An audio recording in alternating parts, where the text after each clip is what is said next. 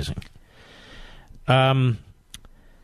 I want you to listen before I go to CRTV to Andrew Gillum on Facebook Live today when he was caught in his lie about taking tickets from the FBI in a hotel room and so forth. Cut 12, go. The Republicans obviously want to distract, want to suggest all along throughout this trail they've wanted people of the state to believe that somehow I'm haven't deserved what I've gotten. I'm unethical, participate in illegal and illicit activity. I mean, you name it. The goal is obviously to use my candidacy as a way to reinforce, frankly, stereotypes about black men. Oh, cut it out. Stereotypes about black men?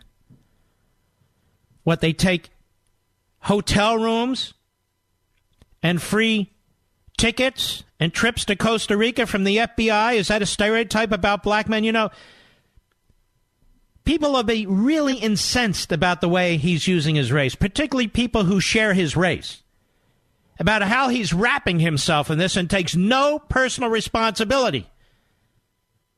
That wasn't the black community who got on that airplane. That wasn't the black community who took tickets for Hamilton. That's not the black community that's under investigation by undercover FBI agents. It's not the black community that went to Costa Rica. It's you, Mr. Gillum. Take responsibility for your own actions. It's you. It has nothing to do with your race. And this is how he hopes to dupe people. This is how he hopes to dupe people. How did CNN cover this, Mr. Producer? Cut 13, go. I think most American voters assume that politicians are not totally clean. I mean, they assume that they hang out with some people whom they take favors from and that sort of thing. All right, that's enough.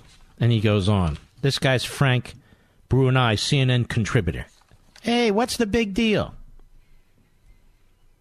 We assume politicians aren't clean. What's the big deal? So he's not clean. We want him to be elected. That's all. What's the big deal? That's your news media, Mr. Zucker. That's your network, Mr. Zucker. That's your Democrat nominee, ladies and gentlemen.